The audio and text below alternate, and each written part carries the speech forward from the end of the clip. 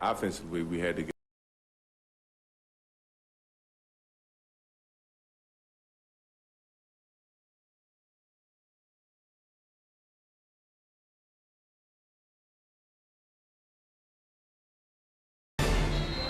It seemed to me like Chicago was just toying with us. Every time we got close, they extended out, and we come back and extend it out.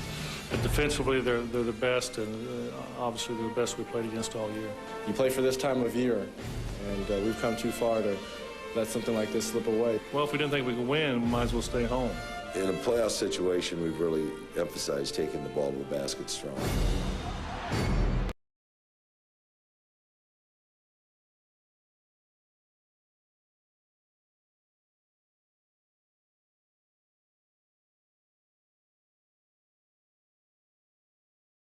Back games in a long time. We're prepared for, the long haul. And the intensity that increases with each series also increases with each game. Welcome to the United Center in Chicago. Game 2 of the best-of-7 Eastern Conference Final between the Indiana Pacers and the Chicago Bulls, with the world champion Bulls leading 1-0. Hello again, everyone. I'm Dick Stockton along with Hubie Brown. And you be the judge. How important is this contest to Indiana? The Chicago Bulls, in their entire history, have never lost a playoff series when they have won the first 2 games ever. And should Indiana go down 2-0, they would have to win 4 out of 5 to upset the Bulls. A pretty huge mountain to climb. And Hubie, in game number 1, Chicago's top scorers overcame offensive problems, and they showed a work ethic that you don't often see. Well, Dick, teams can always have a bad night offensively, but defense and rebounding is nothing but hard work. Now, the big 3 struggled from an offensive standpoint from the shooting area, and you can see it right here. Michael Jordan, 11 for 28, Pippen, 1 for 9, Kukoc, 2 for 11. Now, that's a combined 14 for 48, 29%. But see, they never stopped working. They came in with the 20 rebounds, 13 assists, and 12 steals. Now, 3 other guys stepped up. We're talking about Ron Harper, Luke Longley, and Dennis Rodman. All 3 guys had double-figure points and then an extra 23 rebounds. So it's a team effort, Dick. Hubie, let's talk about the other end of the court, where the Indiana Pacers were obviously caught unawares by the matchups by the Chicago Bulls, particularly Scottie Pippen guarding Mark Jackson, the Indiana point guard. How do they adjust to that tonight? Well, first of all, you always can drag a center or a power forward. By that we mean he sets a screen at the opposite foul line, top of the circle at half court. Now, when your point guard gets by, he must continue, and because you have an advantage, break the defense down. Second way is use another player to bring the ball up the floor. We might see that tonight with Derek McKee or Jalen Rose at the 3 position, small forward. Now, also, shorten your passing lanes and be able to reverse the ball. That will always hurt tough defense. Now, here you're going to see Pippen. He's overmatching Jackson. He's making him turn his back. When you turn your back, you do not see guys who are open in continuity offense. Now, just keep an eye at the top of your screen. Notice the man is open, but the distance of the pass, you've got to shorten that passing area and not give up the layup at the other end. What else does Indiana have to do? We're going to find that out shortly. And Michael Jordan will receive the Most Valuable Player Award from Commissioner David Stern when we return to the United Center in just a moment.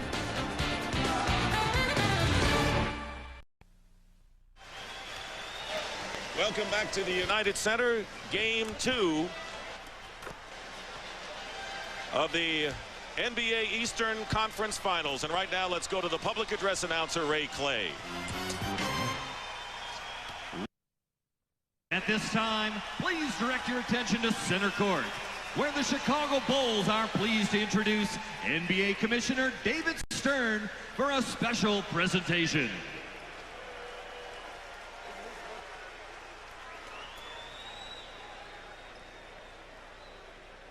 It's my privilege this evening to represent the great fans of Chicago and basketball fans around the world. Quite simply, to present Michael Jordan with his 5th NBA Most Valuable Player trophy.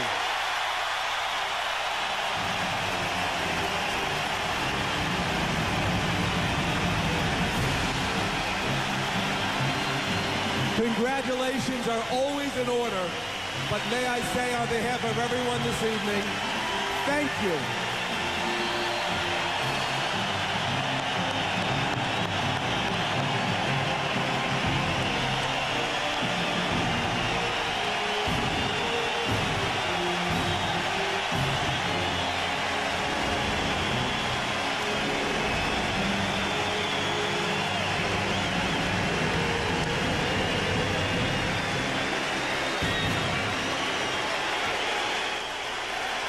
And to put in perspective what winning his 5th most valuable player award means, look at the other greats that are listed below him. And of course, Kareem Abdul-Jabbar has won 6. I guess everybody tonight especially would like to be like Mike.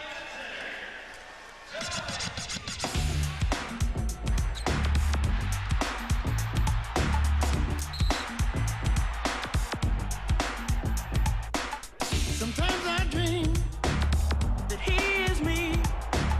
You got to see that's how I dream to be. I dream I move, I dream I groove like Mike. If I could be like Mike. I'm not going to sing.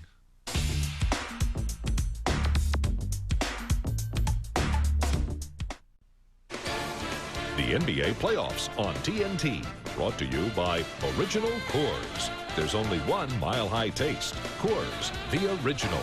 By Lexus. The future of Lexus is here. Fasten your seatbelts. By your local AutoZone stores. For the right parts at the right price, look no further than AutoZone. And by Nike.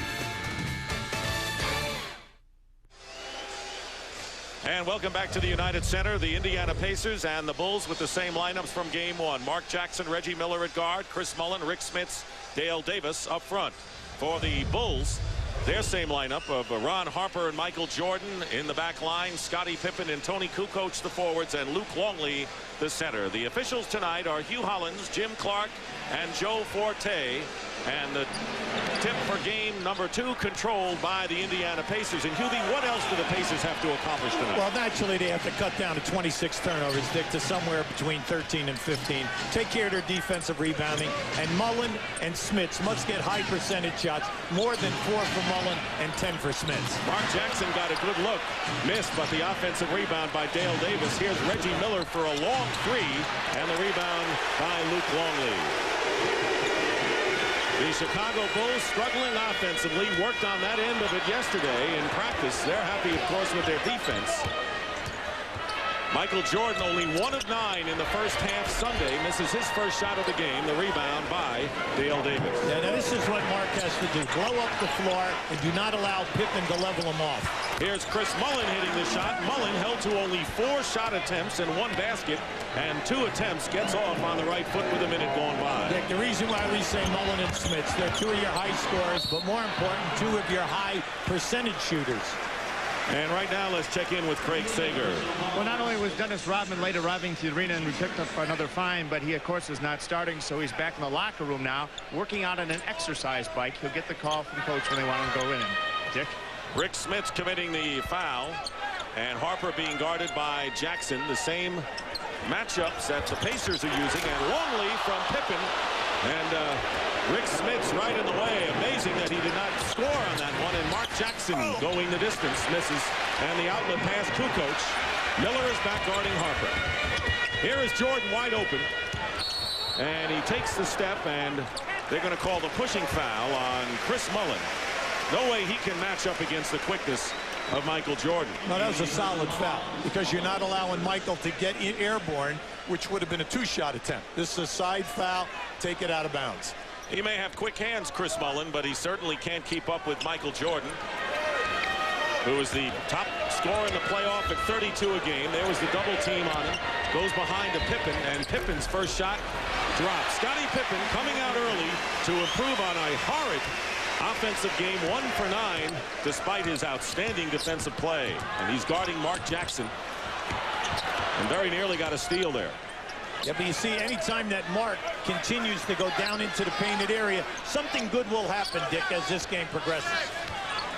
Here's Davis working against Kukoc. Kukoc with the defensive play knocks it out of bounds. It was Dale Davis, who had 8 of his 10 points against Kukoc in the first quarter of game 1. See, Kukoc at 6'10" with the long arms can play post-up people as long as you do not muscle him. If you take fadeaway jump shots, he's got a chance at a shot clock. And that pass was deflected, last touched by Rick Smits, so the turnover, and remember there were 26 of them committed by Larry Bird's Pacers, gives the ball back over to the Bulls. The Bulls, all they have to do is stay within their offense. They've done a great job in the last 5 wins in the playoffs. They're holding teams to 81 points per game. Pippen with an up and under against Mullen, and Smith gets the rebound. The score is tied 2-2. Nearly 2.5 minutes gone by in the first quarter. See, Rick Smits has got to get the ball out quicker, Dick. They've got to get the ball up the floor so that you can get shots in transition, because that's where Mullen and Reggie Miller will open up for easier three-point attempts. Now here you're just going to see this is good, you know, converging on Mullen. Just don't let him to get into the lane. And right there you're going to see two guys foul. And the foul was called against Scottie Pippen. Harper with a brilliant defensive job on Reggie Miller in game 1 is all over him again tonight. Miller misses Smits with the offensive rebound and is fouled. Luke Longley came over to try to swat it away, but Smits a lot more aggressive starting out in game 2. Well, Dick, in game 1, the Indiana Pacers only had 7 offensive rebounds. When you shoot 45%, there are a ton available for you.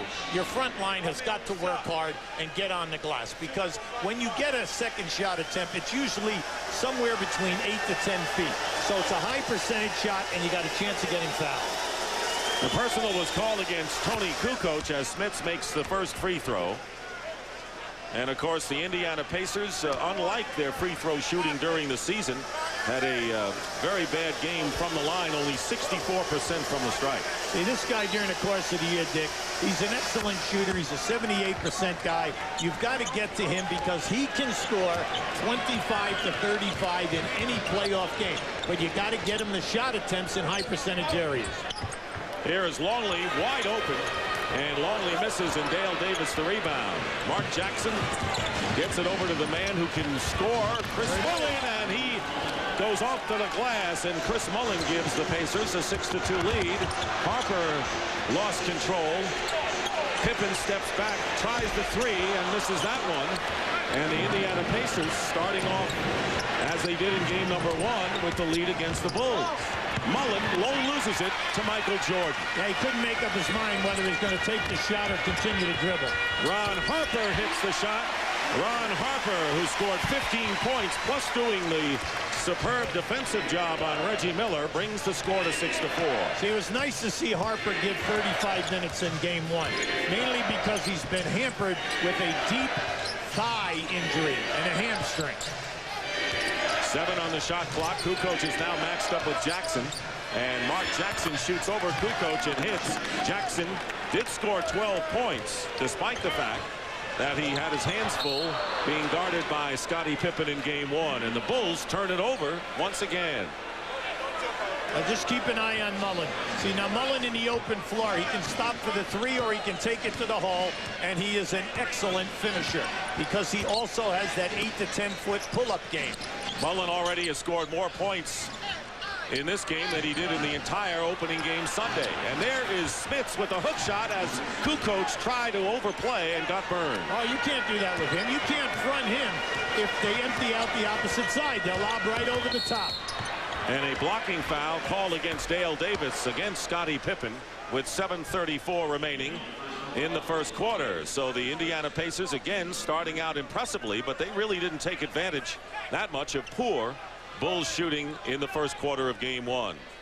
Right now tonight, though, Dick, they're playing at a different pace. The tempo is how they like to play, and they're getting out in the open floor. Very important.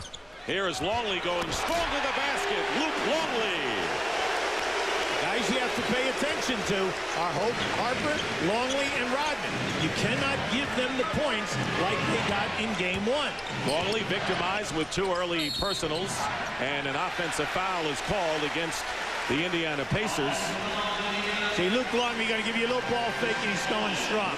Now, Luke is playing terrific. Before the injury at the end of the season where he missed 22 games, he was their 4th leading scorer, double figures, right at 12 a game. And since he's come back at playoff time, he's really getting it done. He's averaging 12 points again. Did not play in the opening series against the New Jersey Nets. Jordan goes around Miller, but his reverse layup is a little bit too hot off the glass. And a 4-on-3 right now for the Indiana Pacers. Dale Davis can't complete, but he's fouled and will shoot a pair. An Achilles heel in the defensive structure of the Chicago Bulls is their transition defense. So you must push it when you have an advantage and take it strong to the ring.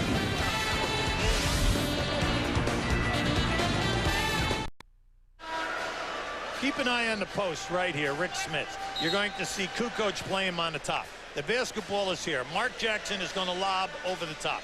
Now, as Longley comes to help, keep an eye also on this guy who's going to get to the offensive board, Dale Davis. Now, that's going to be there for them time and time again.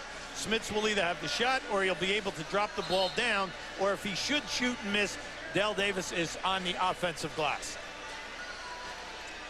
Rick Smith's 16-point playoff average, and he, of course, has had problems with the foot, as everyone knows by now. Suffered nerve damage in both feet, has had surgery, and plays in pain, but they need him out there. Meanwhile, Dale Davis on the line shooting 2, Longley picking up the foul.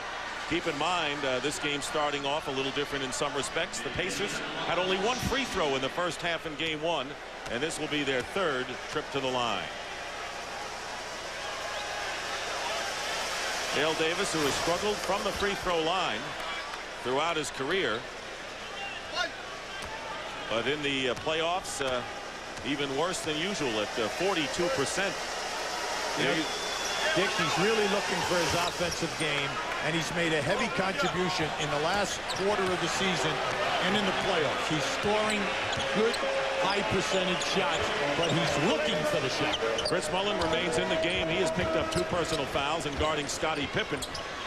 And a backdoor play by Pippen, and the ball is deflected by Mullin. Remember those quick hands he has, if not exceptional quick feet, as he knocks it out of bounds. Now this is just a great move. Scottie Pippen loses Mullin, coming around. See, he follows. Nice pass by Luke Longley, but how about the surprise right there with the block?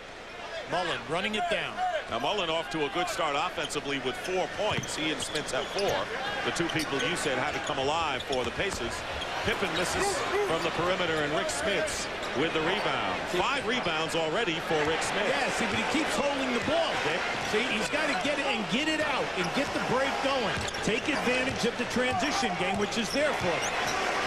Nearly halfway through this opening quarter, and with a screen, Reggie Miller misses from the corner. He had a real good look that time. Well, they set the screen up much higher that time, and as Jordan went over the top, Harper went over the top, Reggie Miller opened up in the corner. Miller is 0 for 3 from the field. Here's Tony Kukoc, and Pippen with the offensive rebound, and it is still Chicago's ball. Michael Jordan 0 for 2 from the field, and Reggie Miller 0 for 3, so the big point makers so far with the big donut. Now, if I'm a front court player, I'm happy tonight because they're letting contact go, and no one's picking up easy fouls. Goaltending, Kukoc, or I should say, that was Dale Davis, and goaltending called against Luke. It's credited to Luke Longley. So Longley now has 4 points. You know what, Dick? That ball had no chance of going in the basket. Jordan very nearly with the steal, deflects it out of bounds. That shot attempt that went up down there, that was a goaltending call, rightfully so, had no chance of going in. It was below the rim. Luke Longley with his hands. You can see very active hands by the Bulls. And Rick Smits lost the ball. Loose ball, and Michael Jordan gets it away from Reggie Miller. Look at Longley. Pippen to Kukoc. Basket counts and a foul, but it all started at the other end with the opportunistic hands by the Chicago Bulls defenders. Now in game 1, Chicago had the advantage of 8 points and fast break. Now this is just unselfish play. Kukoc comes down the middle. They had either Longley, who was underneath the rim already, or Kukoc could have been a recipient of this pass.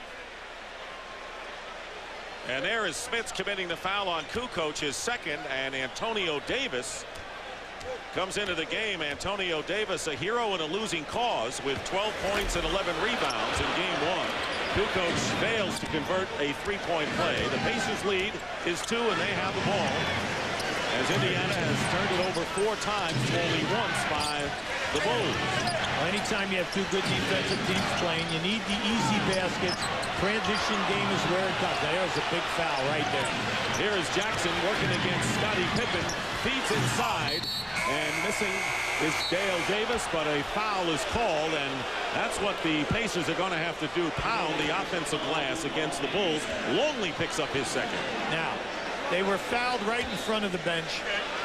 Dale Davis was fouled on that first shot underneath the rim. That was a late whistle. Now, your hope, if you're Indiana, you don't want any late whistles here tonight when you're shooting. You want that call to be called immediately. Dale Davis with 10 points in game 1, surpassing his playoff average. Hits the first free throw, so this 42% free throw shooter is 3 for 3 starting out in this game. The Pacers by 3, and a up-tempo game to start this one at 5:08 remaining in the first quarter. 1 and a 2, but Davis converts the offensive rebound and gets 3 the hard way, and Indiana is up by 5. We said at the top, cut down your turnovers, take care of your defensive boards, and when you only have 7 offensive rebounds, you've got to improve there, and they're doing that tonight. Michael Jordan still scoreless, 0 for 2 from the field, with 4:45 remaining in the first quarter, guarded by Reggie Miller, working his way in, and Michael Jordan with the finger roll gets his first basket. Now that was a great move by Michael because he split 3 guys. Traveling is the call against Mark Jackson, and that is turnover number 5 against Indiana. Mark was going that time before he caught the ball. They're using Kukoc because Kukoc's man is taking the ball out of bounds, and they're using him as a double teamer. Now Craig Sager reported, Dennis Rodman reporting about an hour before the game started, 6:30 Central, 7:30 Eastern. And Rodman, who started the first 8 playoff games but came off the bench to give the Bulls spark and energy, replaces Luke Longley, who has 2 personal fouls and 4 points. And Derek McKee, who is not 100%, actually 75, with tendon problems, replaces Chris Mullin. Here's Pippen. And Pippen struggling from the field. He is only 1 of 6. He's 1 of 6, but in 10 playoff games, he's only shooting 41%, Dick. He's right at the top of his game at the offensive end. Antonio Davis and Mark Jackson. Jackson looking to repost down to Antonio Davis, who gets tripped. And the foul against the Bulls, and they are in the penalty, and the Indiana Pacers will be shooting 2 shots. Well, both teams are in the penalty on the next foul at either end. Now you can see it right here. He's looking to score. You can see he slipped that time, and unfortunately for Rodman, you know, they gave him the call. Dennis Rodman with the personal foul.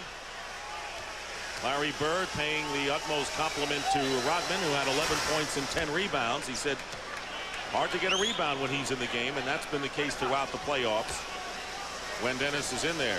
Well, Antonio Davis has been a major contributor for the Indiana Pacers all year. Their best defender, and then also in the playoffs. He's right up there in the scoring, and in game 1 he had 12 points and 8 rebounds. So he's a guy to contend with here. And the Pacers doing well from the line. Kukoc feeding Rodman, and McKee the rebound, and here come the Pacers pushing it up again, trying to get the easy scoring opportunity, and they do there. Antonio Davis left uncovered, and he starts out with 4 points, and the Pacers have their biggest lead of 7. The Bulls are yelling at one another right now, and they should, because no one is getting back.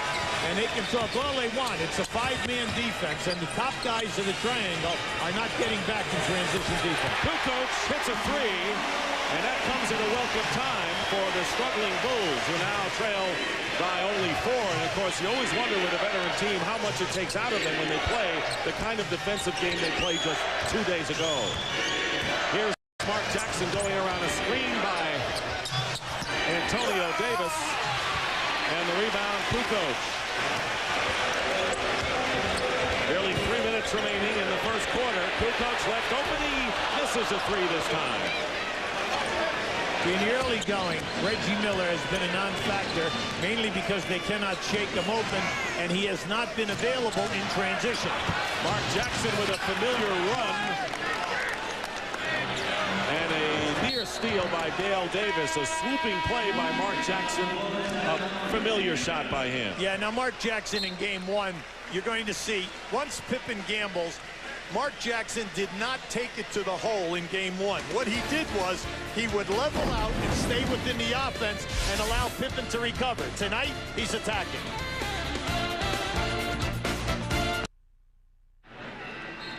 The Pacers lead the Bulls 21-15 in the house tonight. Bill Russell, another 5-time MVP, showing his respect to Michael Jordan. And Bill, in your opinion, what makes Michael so good? Well, first of all, he's extraordinarily talented, and he goes out and plays like he's Michael Jordan every night. That'll make you good. Consistently good. Nobody knows more about defending NBA titles than you do. Should the Bulls be back together next year, and will Michael play? I hope Michael plays. As whether the Bulls should be back together, I don't know.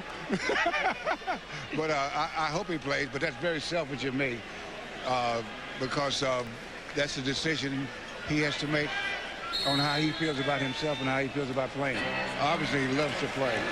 All right, thank you very much. Let's go back to Dick and Hubie. All right, thank you very much.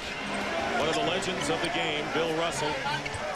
Bill Wennington has come into the game for the Bulls, and Jalen Rose, who's guarding Scottie Pippen now for the Pacers.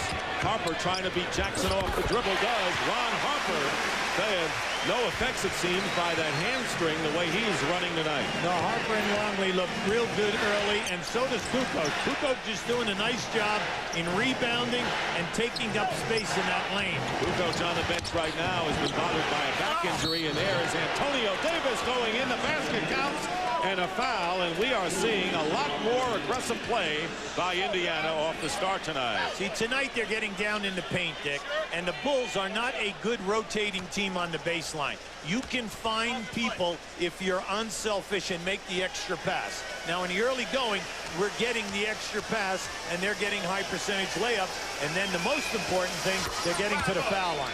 Antonio Davis, 7 points in 3 minutes. And the shooting very similar for Indiana, but Chicago up to 40%. And kind of a similar start, although the Pacers have to like their all-round game a lot better in the first quarter of this one. Jordan inside, guarded by McKee, and is fouled with just under 2 minutes remaining in the first half. In the first quarter, I should say. Now Derek catches him on the way up here. Now keep an eye on this. McKee rotates over. He catches him right there. See, he caught him on the arm as Michael got up into the air. Bulls on the free throw line for only the second time in the game as Jordan hits the first free throw. He was 9 of 10 from the line, and there you see Tony Kukoc applying ice as he obviously got hit on the left side of the face. Jordan now with 4 points, and the Pacers lead by 5. Remember, Indiana led 22-16 after the first quarter of game 1, stretched it to 9 points early in the second quarter. Here is Antonio Davis, really traveled. Jalen Rose going to the basket. Impressive move by Rose, who was rejuvenated this year under Larry Bird, who's given him a lot more confidence than he's had in the past. See, Rose and McKee can put the ball on the floor and break you down off the dribble. Jordan guarded by Miller, going baseline and goes over his head and effectively draws the foul, and he'll go to the line for 2 more. As the shot clock is going down in this first quarter, you're going to see here Jalen Rose takes it right to the hole. See, Rose, McKee, Jackson, and Best all are fairly clever off the dribble. The main thing is you want to catch the Bulls in a lackadaisical rotation, and that's what's happening early. Michael Jordan misses the first free throw. He scored 15 of the Bulls' last 19 points on Sunday. He has scored 30 points or more in 7 of the 9 playoff games thus far. He said he was passive to start, trying to get everyone involved. And he's better off when he just says, I'm going to get points from the start of the game. I buy that, Dick. No doubt about it. This is time where, you know, Michael Jordan, Scottie Pippen, and Rodman are all averaging 41 minutes a game. Pippen with the long reach gets it away from Jackson and scores. So the turnover, and there again is Scottie Pippen getting the edge on Mark Jackson. Under a minute remaining in the first quarter, the Pacers by 4.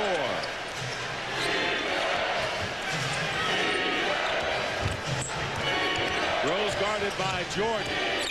Pippen over to help with 8 on the shot clock. Slapped away by Jordan. And another steal. Michael had 5 in game 1. And Ron Harper the basket. And the Chicago Bulls putting on another defensive clinic the last 2 minutes. Half a minute remaining. And the Pacer lead is now down to 2. They were up by 7. Yeah, well, right now, Dick, you have 7 turnovers, and unfortunately, it's costing him at the other end of the floor. Mark Jackson gets a basket. And it's 28-24. Jackson with 6 first-quarter points as the Bulls play for the final shot. It doesn't sound easy. Well, all you got to do is cut down your turnovers from 26 to 13 or 15, except the guys who are guarding you are pretty quick defensively with their hands. Hit 21 steals all told Sunday. Jordan with a fake on Miller and banks it in. He used Miller as a shield, and Michael Jordan now with 7. You have a chance here now, 1.8. You got to be careful long. McKee, and it's intercepted by Harper. And a foul, let's see, do they call it with 0.2 of a second to go? Now they're calling it off the leg of Harper. Harper's in shock because he thought that they were fouled. I thought he was. Now Hugh Hollins is coming down here right now. They're allowing the referees to shift into their positions. Now, you cannot make a catch and dribble here. This has got to be a tap. There's your lob. McKee, and that'll do it. That is the end of the first quarter. Michael Jordan, slow start as usual, but he leads with 7. Indiana shooting 59%, doing a fine job at both ends, but you look up at the board, and their lead is only 2.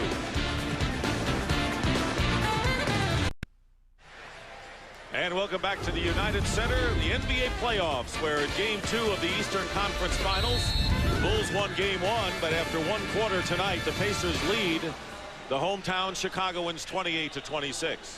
Now keep an eye on this steal right here by Scottie Pippen. It's 1 of 8 turnovers for Indiana in that first half, which has cost them 8 points in transition. Now now we're going to give you one of Michael. Keep an eye on his eyes. He's going to check the clock. You're going to see a great, watch, there's the clock. Now he's going to give you a crossover. He's going to come back with a reverse. Now watch the ball fake and the bump. See, the bump is what opens him up as he plays the glass.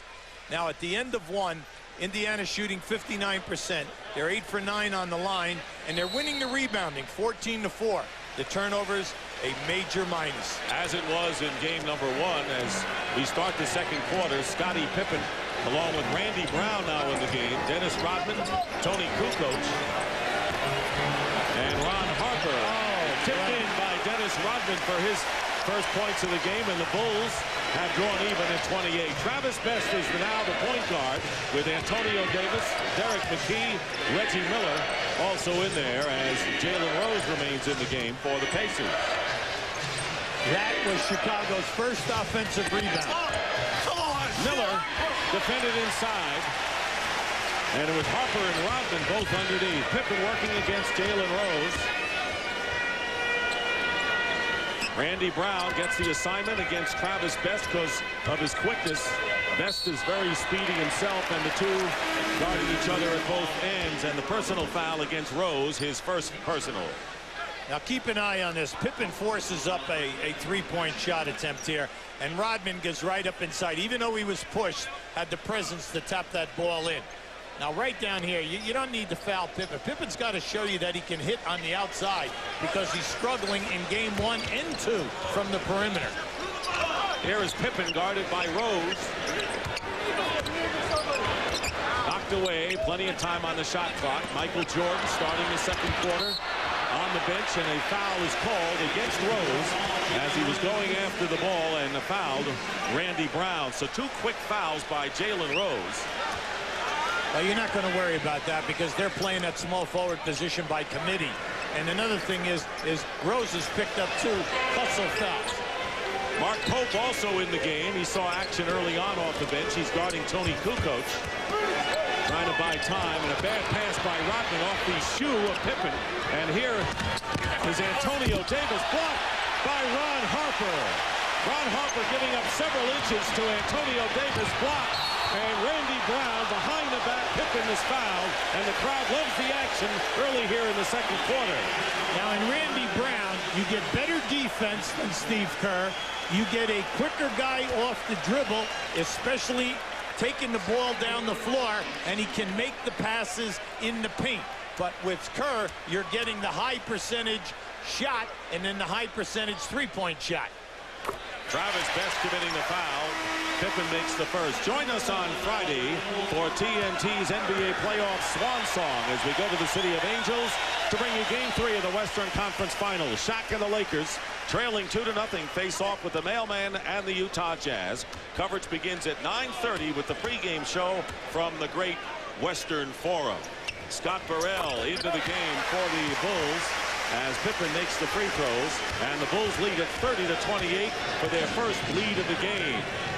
Pacers right now playing with 5 reserves, not one member of the starting group in there right now, and a foul called against Tony Kukoc. Now Kukoc was playing Derek McKee down on the post. They set a screen, and Kukoc just crushed McKee as they ran a curl move. Big thing right now for Chicago. Once again, they're scoring in transition, getting the pluses in the fast break department, Dick, and that's where you always like it when you're struggling at the offensive end of your sets. They're going with 5 reserves against the Bulls right now and trailing by 2. And here is McKee with a reverse layup and a great pass. A bullet thrown by Jalen Rose underneath. That was a terrific catch along with it. Yes, let's credit the catch, too. Yeah, it was a good catch, and then not only that, he salvaged and made a high-percentage shot. While we're handing out bouquets. Yeah, that's right. Tied at 30, and offensive foul called. Touch Rodman. Yeah, to catch Rodman on the moving screen, Dick. That's 2 on Dennis. Now just keep an eye to the right of your screen. It's going to be a bullet by Rose. And then right in here, over the top, Pippen gambles. Now not only does McKee make the catch, but he salvages it to a nice high percentage backspin layup. Vince Cellini in our Atlanta studios with this reminder. Inside the NBA follows the game, and there is much to discuss around the NBA. Latrell Sprewell, a possible lockout, and a surprise meeting at the league office on violence in that first-round Heat-Knicks series. We'll hear David Stern's thoughts on all that and more at halftime when the commish chats with Ernie Johnson and Kenny Smith. But right now, back to Dick and Hubie at United Center. Thank you very much. Judd Bushler makes his first entry into the game. And most of the players on the floor are reserves with the exception of Scottie Pippen. Really, everyone else coming off the bench in this game. 2.5 minutes have gone by here in the second quarter. We're tied at 30. Travis Best with a good screen from Antonio Davis. And a loose ball picked up by Rose. And Rose had a great pass to McKee. And that combination works again. And they're going to wave off the basket. The foul before the shot, apparently. I'll tell you, Rose and McKee working things effectively inside. Well, once again, Chicago loses the defensive rebound. Indiana takes it right out of the hand of the man with the ball, and then they make it out. This is just a great pass. The fact that McKee bobbles this one, you just say, hey, you can't do that. We need layups. That was a perfect pass. You try to catch it with one hand. And what's a big development here is Dennis Rodman with 3 fouls goes to the bench. And a huge loss. The top rebounder in the playoffs is going to the bench with 3 personals. Best misses the shot. Replaced, by the way, by Dickie Simpkins. So Scottie Pippen, once again, the lone starter for either team on the floor right now. And the score is still tied at 30. Pippen looking for Bushler, who is posting up against Mark Pope. McKee doing a good job against Pippen. Simpkins going to the basket, and a hold called against Jalen Rose, and he's close to a technical foul. Jalen Rose picking up his 3rd personal foul, so a key operative from Larry Bird's bench is in foul trouble. Now Jalen Rose is upset with this call, but right there you can see he got hit right in the neck, and as he reached in, he definitely grabbed on the wrist. Now they're going to bring Mullen in right now. Now Jalen Rose is upset, not because of his foul, but he got whiplashed right across the neck on that drive. Michael Jordan is going to come back into the game. Jordan scoring 7 points in the first quarter, and as you mentioned, Mullen replacing Rose for the Indiana Pacers. Scottie Pippen getting a breather for the Bulls. Pippen tonight has scored 6 points.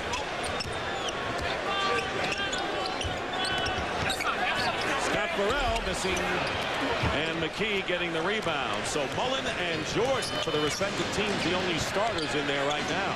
Well, right now, the last 2 minutes at both ends at the offense, it's been very herky-jerky. Nothing is smooth. And Burrell on the steal inside. We have been stuck on 30-30 for nearly 2 minutes. As as the Bulls moments before took their first lead of the game, 30-28. Derek McKee can't stop his forward motion and fouls Jordan from behind. Now this is just a nice quick move by Michael. And you can see that the defender Derek McKee honestly thought that he was going to come off the screen. Michael fooled him with the crossover and the explosion. Pacers over the limit with 8 minutes and 17 seconds remaining in the second quarter. So very early did they give the Bulls the bonus. Michael Jordan with the free throw. You know, everyone's talking about Michael Jordan being 35 years of age and winning an MVP. The fact that he has won 4 scoring titles in his 30s. There's only one other player in the history of the NBA to win a scoring title over 30 years of age, and that was Jerry West, 31 years. That is incredible. Yes. And he just does that automatically every year. Yeah, Jordan doesn't look old, does he? He is all over Derek McKee, and McKee's call-away shot, Jordan the rebound. Good defensive job by Michael Jordan. Randy Brown, picked up by Best, pulls up. And Mark Pope, who played at Kentucky, and the rookie on this Indiana team getting the rebound. And a technical foul has been called. Antonio Davis and Randy Brown join each other. Now, it's Antonio Davis and Randy Brown. You're absolutely right, Dick. And what happened was he's in transition. They collided when the ball was still in the backcourt. Randy was running down the floor, and they collided. And Randy Brown did not appreciate, you know, the collision. But, you know, Antonio Davis is not going to back off. Mainly you're on the road, and you're going to stand up in here. And Randy Brown is 6'2", and Antonio Davis is 6'9". Mullen with the free throw on the technical. Yeah, we'd like to show it to you right here. Now, keep an eye up on the left-hand side as we go up the floor. You're going to see Randy Brown. There it is right there. He just popped him. Antonio Davis popped him, and Randy Brown went right back and stepped over him. So the first was a pop by Antonio Davis. Randy Brown stepped on him as he went over the top. Luke Longley has come back in for the Bulls, and Rick Smits for the Pacers. So the two respective centers are back in the game. Derek McKee nails a three from the corner. McKee, who has been struggling, had only 4 points in 16 minutes and battling the injury problems with the strained right quadriceps tendon, gives the Pacers a 34-32 lead. Michael Jordan gets another chance as Burrell got the offensive rebound. Jordan missing from three-point range. We're seeing some bad flanks from the three-point range, all right, at the Chicago end. Nice look. And a great play by McKee as he got a hand in on that pass inside. McKee, surprisingly, even to Larry Bird, playing an active game. Reggie Miller back in there for the Pacers, and Chris Mullen will go out. Well, the Chicago Bulls, who did not hit a three-point basket in game 1, they were 0 for 6, not doing much better tonight. 1 for 6.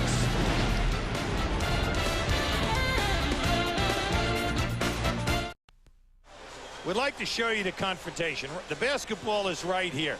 The two guys involved are right here, Antonio Davis and Randy Brown. Now watch Antonio Davis knock Randy Brown right there, and then Antonio Davis falls to the floor. Now as Randy Brown is running, watch, he looks like he steps on him right there, and you can see right here he misses him. But what they did is they hit him with a technical foul for saying that he did try to either kick him or step on him. 10 on the shot clock as Reggie Miller guarding Michael Jordan. Jordan spinning away, and Jordan missing the shot. The rebound coming down in the hands of Travis Best. Best, McKee, Smits, Antonio Davis, and Reggie Miller. Reggie Miller, 0 for 4 from the field, has yet to score, coming off his playoff low of this season of 16 points Sunday. He's not getting good looks at the basket, Dick. And what they have to do is get Miller and Smits back in the game here. McKee shoots as the Pacers had a rush to get it off before the clock expires. So the Pacers can say they're leading by 2 without their top scorer getting any points. Kukoc goes out to Pippen. McKee's defense has been a highlight for Indiana in this first half. Well, you know, he's made the all-defensive team on 2 occasions. Here's Longley going in against Smits. Tried a reverse layup, but didn't work. And Travis Best coming out of the pack. Halfway through the second quarter, Indiana leading by 2 after having a 2-point lead after 1. And here is McKee, and he hits over Longley from the baseline. Now, that was a great defensive play by Pippen on the initial pass to Smits. He overplayed and deflected that ball, but unfortunately, boom, McKee right in your face. Pippen, and they're going to call McKee with a foul. McKee and Antonio Davis each with 7 points off the bench, and no surprise because Indiana normally gets good production from their reserves, but Derek McKee has picked up his 3rd personal foul. He and Jalen Rose have 3 fouls, and Chris Mullen getting set to re-enter the game. Scottie Pippen now with 7 points. Mullen will replace McKee, who goes out with 3 personals, but 7 points and an all-round fine defensive job. Yeah, he's long. He's 6'10". He has excellent anticipation, quick feet. He can make things happen. Plus, he put the ball in the basket. But in his 6 years at Seattle and in his first 3 years in Indiana, we're talking about a guy who got you 14 to 16 every night. Right. Pippen and Kukoc still struggling from the field. Travis Best, and is tipped up by Dale Davis. Dale Davis on the tip-in as Travis Best penetrated to the basket, and a 4-point Indiana lead with 5:20 to go in the first half. Steve Kerr into the game, not expected to play a lot of minutes because of the matchup situation, but Kerr is in there now. Kukoc to Kerr. He's got a screen by Tony. Tipped out to Miller. 3-on-2 now for Indiana. Miller pulling up, and Reggie Miller with a 3-point basket gets his first points of the game with under 5 minutes to go in the half. I like this. See, right now, Indiana is right back to that tempo that they had in the first quarter. Get the rebound, kick it out, and push hard. And Tony Kukoc misses the lay-in. And following it up is Michael Jordan, and the foul called. And it may be against Michael Jordan on the follow-up, and it is his first foul. Well, the Pacers right now have matched their biggest lead of the game with 4:40 remaining in the first half. In this last 4 minutes and 40 seconds, the Bulls better pay attention and get back in their transition. When they shoot, they cannot send 4 guys to the offensive board. They're paying a heavy price in this first half. 11-2 run by the Pacers. Mullen. And a foul is called. Tony Kukoc guarding Chris Mullen, and that'll be 3 on Kukoc. So we have several players in first half foul trouble with 3 fouls.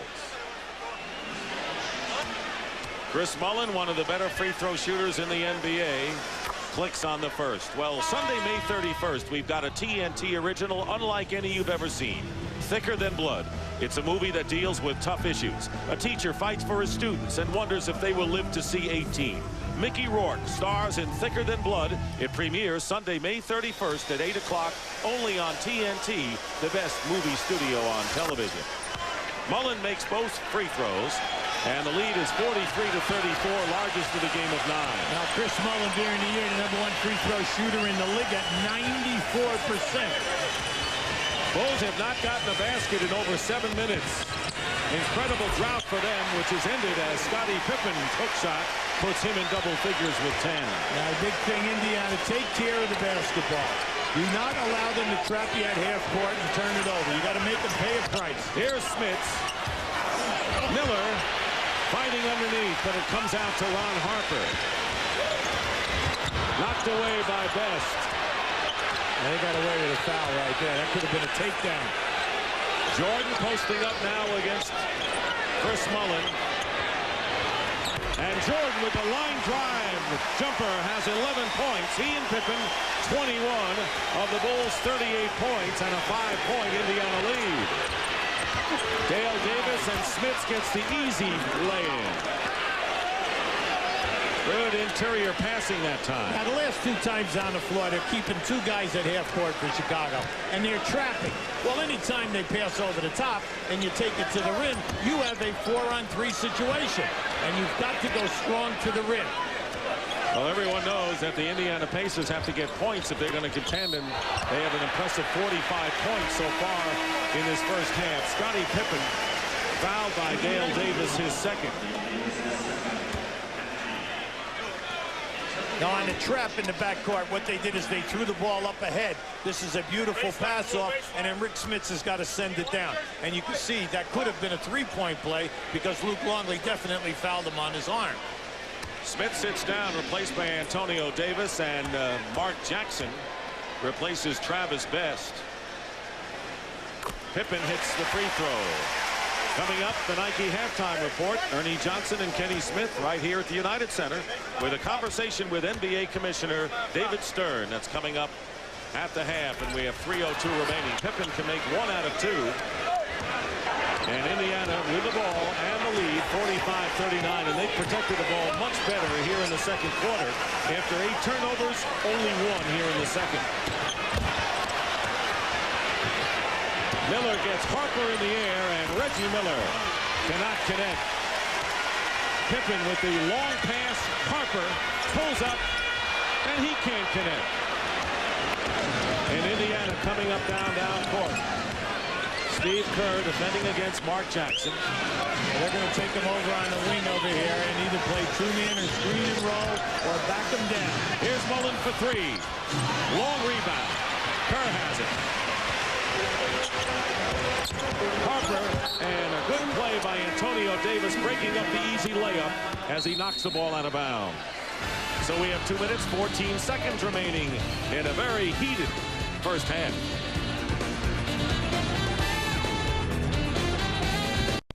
The NBA playoffs on TNT, brought to you by Honda Motorcycles, celebrating 50 years with great deals during Honda Dream Days. And by AT&T. It's all within your reach.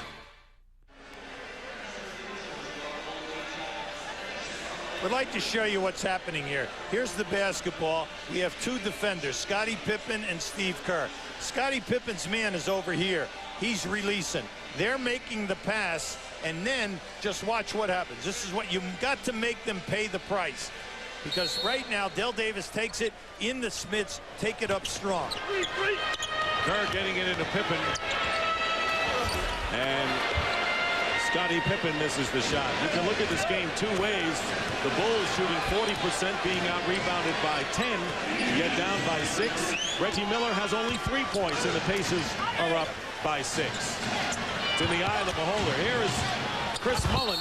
And he's called for the offensive foul. And that'll be 3 on Mullen. Well, Chris Mullen is saying he was inside of the box. And it should not have been called. Now, this is Chris Mullen. Now, just watch as we get down in here. Now, I'll tell you what. From that angle, it looked like he was outside the box. And it was there. Chris had the shot. The medium shot. The old story. If he takes the 3, he's one of the best three-point shooters. If he puts it on the floor, he can finish. But the medium game, and you know he has that game. 10 turnovers, but only 2 here in the second quarter, and the Pacers lead by 6. 1:39 remaining here in the first half. Jordan working in low against Miller with a turnaround. Nice play by Michael Jordan. 13 points. He and Pippen have 24 between them, but the Indiana Pacers, with a lot of balance, 4 players have 7 points. And the ball nearly lost out of bounds. Mullen hits a 3, and Chris Mullen, who had hit a 3-point basket in every playoff game until Sunday's game 1, gets back on track with that one. Well, what I like what's happening is Scottie Pippen continues to leave either Antonio Davis or Dale Davis. And when that happens, something good has been happening for Indiana. Here's Jordan. How many times have you seen him fall away and bank it in? He's got 15 now on 5 for 9 shooting. And the Pacers lead is 5 with under 1 minute remaining here in the first half. Indiana leading by 2 after 1.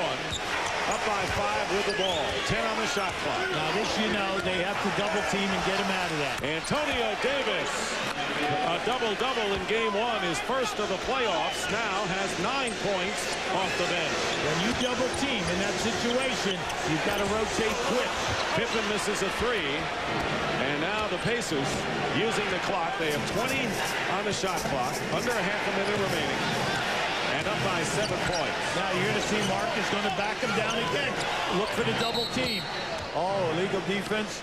Yeah, legal defense. Against the Bulls, and that is the first call. The next will result in a technical free throw. And a technical foul in the last 24 seconds. It becomes a technical that is a shooting situation. Coming up, the Nike halftime report. Commissioner David Stern will be interviewed by Ernie Johnson and Kenny Smith. Mullen making good on the technical. And the Pacers will have another chance with 21.2 on the clock, leading by 8. So they can establish their biggest lead of the game if they get a basket before this half is over. And Chicago did not. Kerr guarding Jackson on the perimeter. Well, you can see that time Scottie Pippen bluffed the trap. Now they're going to clear out for Mark. Let him back down. Let's see if the double team comes. There goes Pippen. Here's the double team. They get it inside, and Antonio Davis quickly double teamed himself, and a foul with 3.1 on the clock. Now you and I both know we could give him that shot 100 times and never make that shot. Never. Right? And the Bulls bail him out by fouling him on that play. Meanwhile, Longley picks up his third, so the Bulls players with 3 personal fouls are Kukoc, Longley, and Rodman.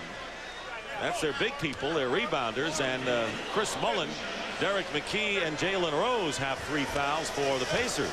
Well, the first half could not have gone any better for Indiana. Now you got to go give and take because you're on Chicago's own court.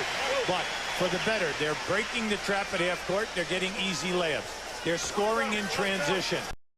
The Pippen on Mark Jackson early was somewhat negated. Yeah, they had a little success with a couple of turnovers, but basically Mark defeated it, got it down, and made things happen in transition. Here's Michael Jordan. His time runs out. He hits it.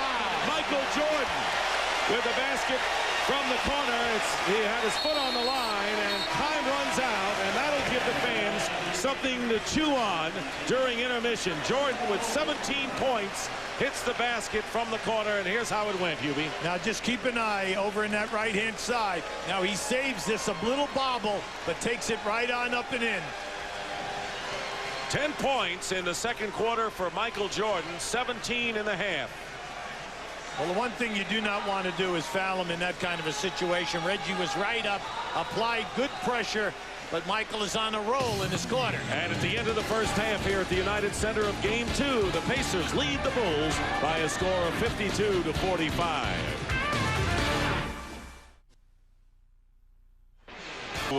As Craig Sager reported, got to the arena about an hour before tip-off, played only 7 minutes, got into foul trouble, and as a result, the Bulls have been devastated off the glass. Dick, they're getting out-rebounded by 11, 28-17, and another major issue.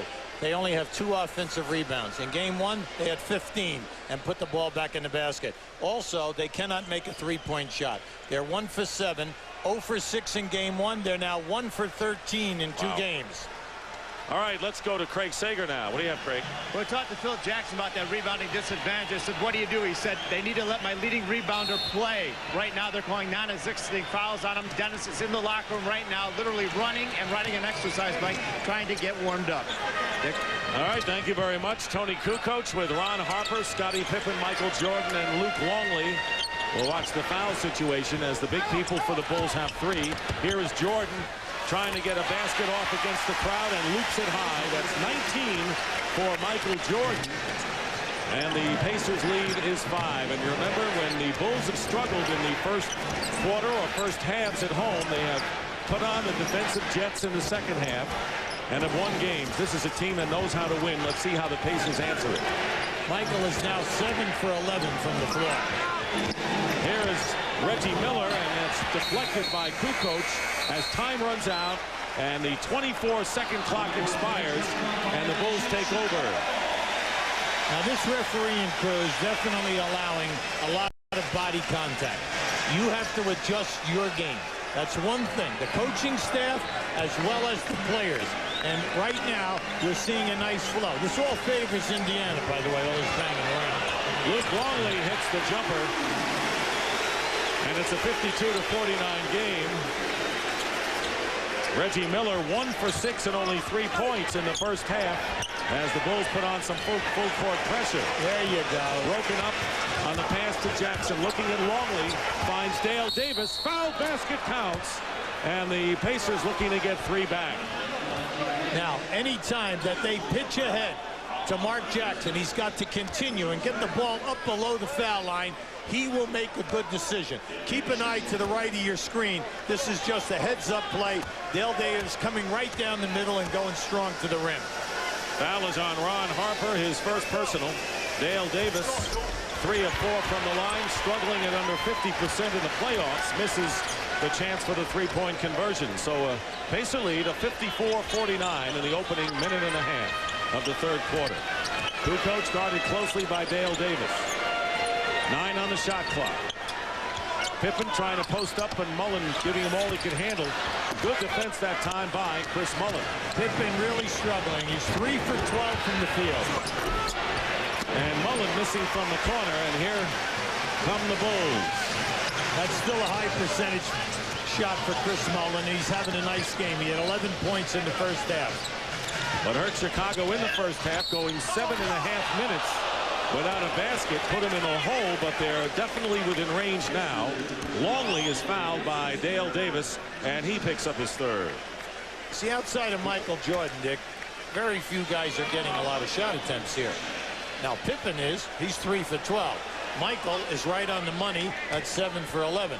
Now, right now, Kukoc is not in a flow from an offensive standpoint, but he made that happen. That was really a very talented move. Kukoc, not Longley, makes the first free throw, and it's 54-50. So with all of the good things that the Indiana Pacers have done off the glass, their lead is 4 as Kukoc makes 1 out of 2. Well, we saw that when they played Charlotte. We saw that when they played New Jersey. You think that they're playing so poorly, and you keep looking at the clock, and they're never really out of contention. Pippen all over Mark Jackson. Reggie Miller guarded by Harper, doing another good job. Here's Jackson with the shot, and Mark Jackson now with 8 points in the game and a 6-point Indiana lead. Dick, he's having a great game. He's 4 for 6 from the field. He's taking care of everything. He's registering the assist, and he's moving the ball. That's the big story. He's distributing the ball a lot better, you're right, than he did in game 1. Pippen hits a 3. Scottie Pippen, who's been struggling, as you point out, now has 14 points. Great steal by Jordan, going in against Jackson. No foul, but the ball rammed off the rim, and the Bulls retain possession. Nice pass. There's the triangle offense. Harper knew where the miss was going to be, and Kukoc goes for 3 and misses. Harper fighting for the loose ball, but Mark Jackson gets it out to Miller.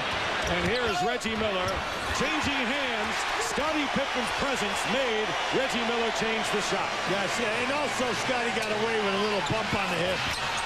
Jordan misses. What a furious segment of action in the game. And finally, on the tip-in, the Bulls get the basket. Tony Kukoc, and the Pacer lead down to 1. Pacers got to be a little careful here now. Just stay within what you're doing. Here is Mullen left open on the pass back from Jackson. He doesn't hit, but the offensive rebound by Dale Davis. Furious action here in the third quarter as Smits is stripped and then fouled before the shot. And the foul is on Luke Longley, and that's 4 on the starting center for the Bulls. At both ends of the floor, we're seeing a ton of contact, and no fouls are being called. Now, Jordan right there, he feels that he was definitely hit, and he was. He was hit right across the waist by a body. And Reggie Miller with the basket. So Reggie Miller giving the Pacers a 3-point lead. He has 5 in the game. It's been a slow night for Reggie Miller, but his team is up by 3 in the second half. Longley with a pass to Scottie Pippen. And again, it's a 1-point game. Now, what they're doing, Longley's doing a nice job passing the basketball. Reggie Miller has got to get in the flow. He's 2 for 8 from the floor right now. Jackson trying to set it up, working against Pippen. Goes in aggressively, a little bit too aggressively, and loses the ball to Kukoc. A 4-on-2 break, and the shot by Ron Harper off the rim, but he's fouled and will shoot 2. Now, the Indiana bench is up. They think that Mark Jackson possibly got fouled at the other end. I had a good look at that. I just thought that he lost his balance. And you're going to see Mark, as he steps into Pippen right there. You could have called an offensive foul. He threw that one up for grabs. And at this end of the floor, this is just, you got to go. You got to get the foul. You got to go for the block. go for the hands, get the hands, go for the block. If you don't get the block, you get the foul. 4 fouls, though, on Chris Mullen, who has scored 11 points. Harper on the free throw miss. Derek McKee, there's Longley on the bench. He has picked up 4. Mullen goes to the bench with 4 right now, replaced by Derek McKee. Now, Chris Mullen had an excellent first half with the 11 points and a high percentage shooting and 4 for 4 on the line. He had 2 great looks at 2 threes here, Dick, and unfortunately for Indiana, they did not knock him down. Wennington in for Longley. Harper 1 out of 2, and the game is tied at 58. 4.5 minutes have gone by here in the third quarter. Rick Smits with Wennington doing a good job of getting his arms up against the 7'4 Dutchman. Now, he sure did. He put a lot of pressure on him. Pippen misses a 3, short on the front rim, and good hustle by Harper to give the Bulls another opportunity. Dale Davis on Kukoc going strong to the basket, and a good first step by Kukoc will send him to the line. And Dale Davis now has 4 fouls, so the starting forwards for the Pacers, Mullen and Dale Davis, each with 4. And you're going to see Antonio Davis check into the game momentarily. Kukoc good on the first. Be sure to join TBS Superstation July 19th to August 2nd for the 4th annual Goodwill Games in New York City, where the world's athletes do indeed prove it. Tony Kukoc, an excellent foul shooter, you know, throughout his career, always around 76, 78%. For whatever reason, Dick has been struggling in the playoff games. This is the game 10. He's only shooting 55% from the line.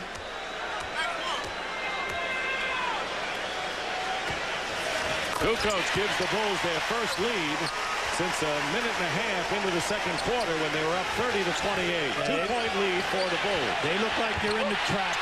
And Smits knocks it away, and it's going to be Indiana's ball as Pippen arguing with Hugh Hollins. Yeah, he's changed it. That's right.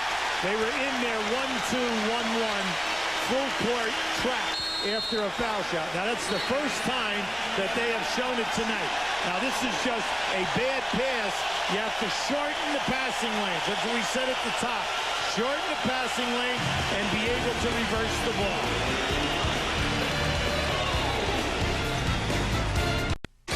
The NBA playoffs on TNT.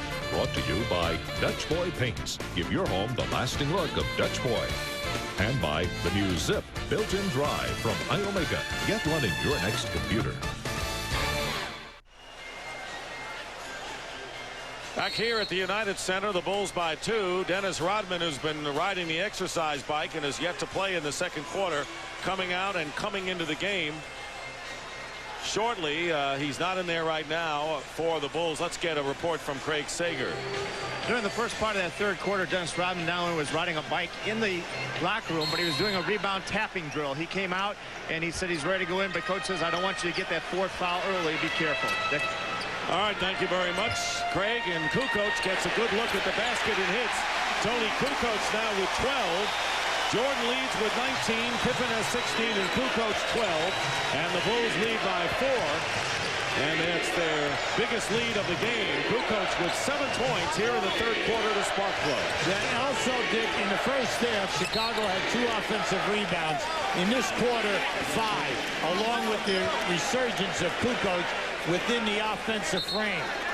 And once again, the third quarter, the charm for the Bulls, who come out of intermission. Of all the great teams used to, the Boston Celtics did as well during their reign. They would start to put teams away in the third. Reggie Miller trying to draw the foul, and does.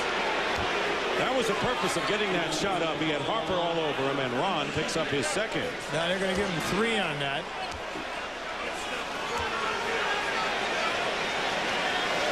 Reggie Miller only 2 of 9 shooting, and this is the first trip to the line where he will have 3 free throws. The main thing with Reggie's game throughout the playoffs, he always elevates it up to or 9 foul shots attempt, and tonight he's not been able to get going. This is a 2-shot situation, not a 3. Dennis Rodman back in the game. Ron Harper will sit down. So Wennington and Rodman in there, along with Pippen, Kukoc, and Jordan. A big team in there for the Chicago Bulls, as Miller makes both free throws and Chicago up by a pair.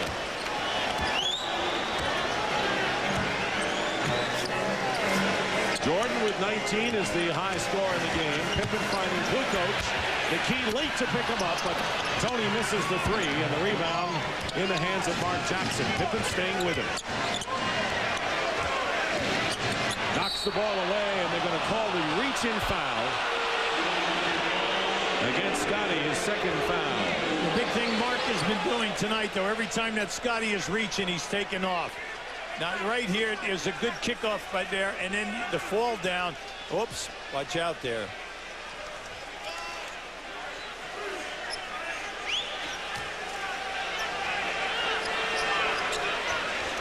And there is the reach-in foul by Pippen. With Jackson, with McKee, Antonio Davis, Miller, and Smits. Wennington trying to deny Smits, who's had only 4 shots in the game. Antonio Davis short. And underneath, Reggie Miller had it knocked away, and a Bulls foul. Well, that was excellent anticipation by Reggie Miller. He was on the baseline trying to come off of the screen. When he saw that ball short, he elevated right between 2 Bulls and came down. Michael Jordan with his second foul, and already the Bulls are in the penalty with 5:49 remaining in the third quarter. And Reggie Miller on the free throw line hits the first one. So you said Mullen and Smits have to get into the act. Mullen with 11 points on the bench now with 4 personals, but Smits only 4 shot attempts, has 6 points. Well, they still have not been able to get him in the flow, Dick, but that's because they've been breaking the defense down and other people have opened up. Reggie Miller during the course of the year, an 87% foul shooter. So you know he's got to continue to take him off the dribble and try to get into the flow out of the half-court set. Tied at 62, 5:40 to go in the third. Pippen with a runner, and it's an air ball. And here's Mark Jackson pushing it up, and he's in front of Pippen right now. Harper sticking with Miller, and here is Rodman on Smits in the low post. You can't pick up the dribble, big fella. And there is a good pass to Antonio Davis following the no-look pass from Derek McKee. That was the critical aspect, and the Pacers, who moments ago were down by 4, have regained the lead. Rick Smits cannot pick up his dribble one bounce when he's not being double-teamed, because then all of a sudden he can shoot over the top of Rodman at will. Jordan defended by Miller, the double team with McKee, has to give it up. Good ball movement. Bill Wennington from the corner. Ron Harper made the critical pass there. Good ball movement by Chicago, and we have another tie. I'm always amazed at how Wennington can sit on the bench for so long, come in and always drill that first shot. Jackson is short with the runner. Look at 3-on-1 break. Pippen feeds Harper. Touch pass to Jordan, and a foul. Ron Harper doing a terrific job in the passing department the last 2 times down the floor for the Bulls. Anytime that the Bulls are out there with Harper, Michael, and Pippen, you know that they are going to finish. And that's a big luxury. There are a lot of teams that fast break and end up with a poor percentage shot, and they cannot finish the break. But with the Bulls, they'll usually finish, or they're going to get fouled and get on the foul line. Antonio Davis picking up his second personal. And Michael Jordan, 6 of 7 from the line, now has 20 points. He had 31 in the first game of the series after a 1 for 9 shooting first half, but he misses the second free throw, and the Bulls lead is 1. Now you like to see the screen in the backcourt because that helps Mark Jackson, and then if he can get by, you're saving time in your half-court set. 9 on the shot clock. Jackson trying to keep Pippen away from batting the ball. 4 on the shot clock. And Derek McKee lets go with a long one. The rebound by Antonio Davis underneath. Great offensive rebound by Davis. Something the Pacers didn't do well at all in game 1. Now you got to play 2-man. Smits goes in, and a foul is called as Wennington fouls Rick Smits. There are two sets that Indiana, you know they can score on, and that is the two-man game on the left side of the floor with either Miller and Smits or Mark Jackson and Smits, and then the screen and roll on the left side of the floor, because Chicago had a very difficult time defending that in game one. The improved offensive rebounding by Indiana. Smits hits the first. Well, join us on Friday for TNT's NBA Playoff Swan Song. We'll be at the Great Western Forum at 9:30 Eastern as the Utah Jazz take on the LA Lakers. Game 3 of the Western Finals, with the Jazz winning both of their games on their home floor, and an important game for the Lakers. Jackson on the bench.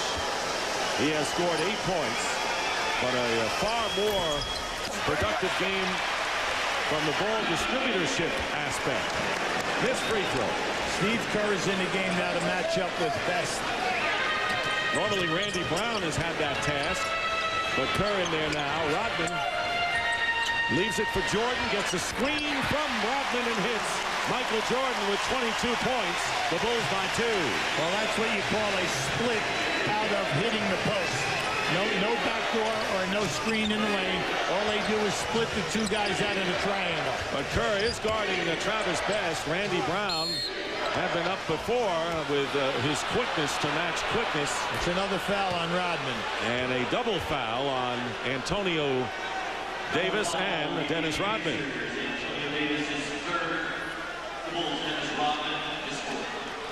Rodman gets his 4th as a result, and 3 on Antonio Davis. Well, you can see Rodman has him locked.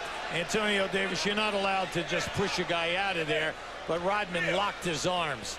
So Rodman has 4, as does Luke Longley, who's riding the bench right now for the Bulls, who lead by 2. Here is Smits, and that'll drop for him. Rick Smits not getting a lot of opportunities tonight, now has 9. Yeah, but then now they're finally going to the guy. I mean, if you go to the guy, something good is going to happen. He can take Rodman and he can take Winnington as long as he keeps his dribble. They're tied at 67 in game 2. Indiana trying to win on the Bulls home court, something they were able to do during the regular season. And Bill Winnington, again, he was not on the playoff roster a year ago, but does he have a very effective 18-foot jumper? I tell you, he and Bruce were out here every night, 2 hours before the game, shooting and shooting and shooting. Underneath McKee, defended by Winnington, and here come the Bulls, who are up by 2 with 2.5 minutes remaining in the third. Winnington this time doesn't make it, but Ron Harper keeps it alive. Boy, he's off to a great start in this series. And Jordan, determined to get a basket or a foul or both, will go to the line. A timeout coming up. Now, this is just great hustle by Ron Harper, who gets this ball back in play. And then right after this, we get Dennis Rodman laying one right on Reggie Miller as Reggie Miller was cutting down the lane. Timeout. We'll be right back. We've got a good one going. The Bulls lead by 2 in the latter stages of the third quarter. Ron Harper had to have a arm treated when he dove for the loose ball, and he cut his arm on the board. So there was blood and being treated there.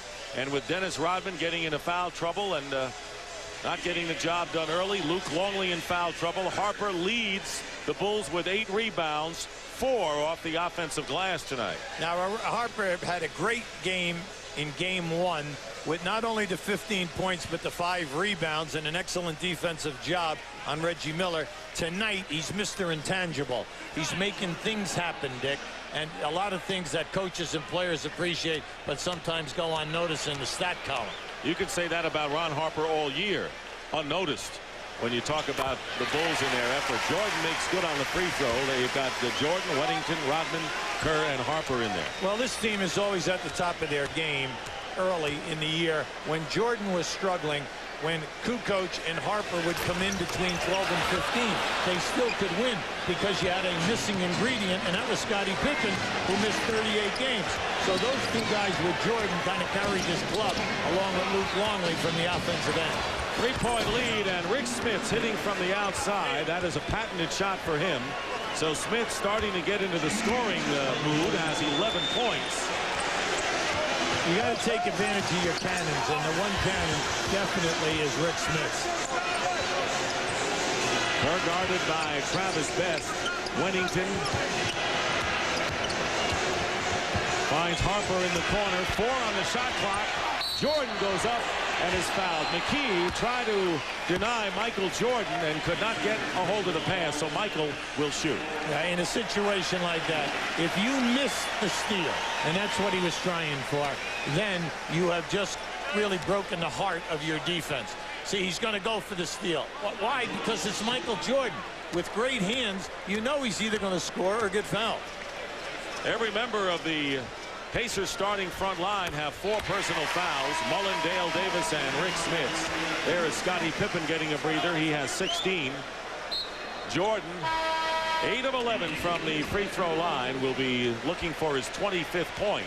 Dickie Simpkins will replace Dennis Rodman in the Bulls lineup. Now, the reason for that is Phil is trying to buy 1 minute and 39 seconds to keep Rodman with only 4 fouls. At the other end, I'm kind of surprised that they took Smits out at this time. Maybe because he's in a groove. And replaced by Dale Davis. Or Pope, I should say. Mark Pope is in the game for Indiana. So it's 72-69. Under 1.5 minutes to go.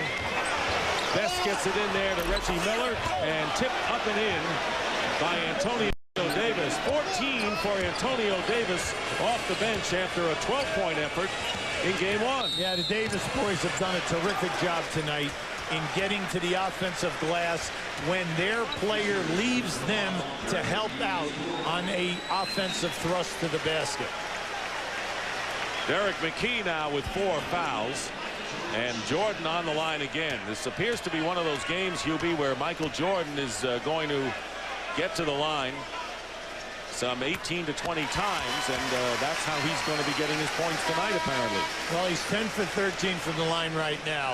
He's making a lot of catches in the post-up area of the triangle. Plus, anytime that they're hitting him on the wing, Dick, he is not waiting. He's taking it strong right to the rim. Scott Burrell has replaced Bill Wennington, who gave the Bulls good mileage while he was in there. It is a 74-71 lead. The Bulls in front. Nearly a minute remaining in the 3rd quarter. And a well-played game 2 as the Indiana Pacers looking to upset the Bulls on their court. Go home for 2, all even in the best of 7. Bulls have other ideas, however. McKee against Jordan and the foul. And Jordan now with his 3rd. Yeah, I like that. You see, because you got to reward McKee. He's working hard defensively for you and go right at Michael. Now, Michael took on the challenge that time. You can see he's right down in there using his forearm in the back, which in the NBA is legal. Now, this is just a nice move by McKee.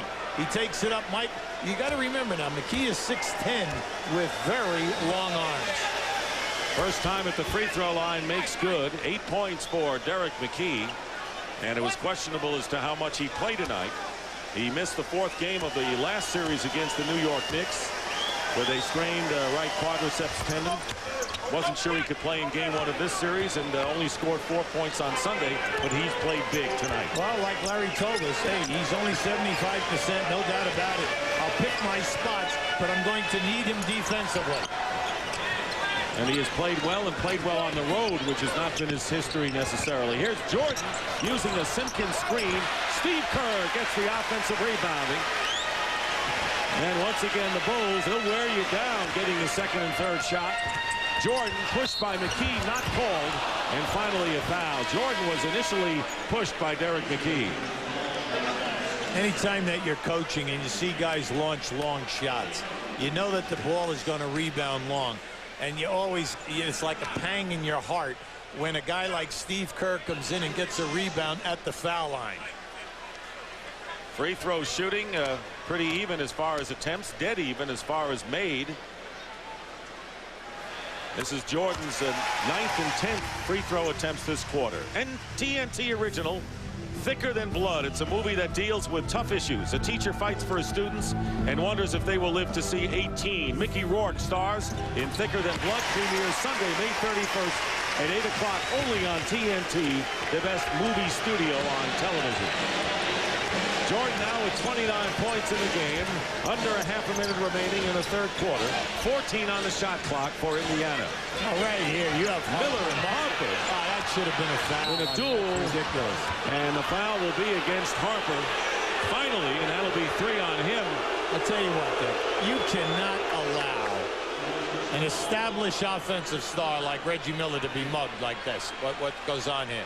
You just can't. They can't even set the screen because of the pushing and then the grabbing here. That was not even called. None of that was called. Now you just can't have that. And then all of a sudden you give him a foul on that. That was nothing in comparison to the mugging as he was trying to set a screen. Does the word makeup come to mind? Miller with the free throw now in double figures. Reggie Miller not the prolific scorer he has been. Keep in mind, averaging 21 points in the playoff. This is the second free throw. The Bulls still lead by 2, playing for the last shot of the third quarter after being down by 7 at the half. And Michael Jordan, as he did in the late stages, you have time here now of the first half, getting the basket, and time runs out. Jordan now 31 points, and he scored 14 in the third quarter. What else is new? The Chicago Bulls turning a deficit into an asset. And after 3 quarters, the Bulls lead the Indiana Pacers 78-74.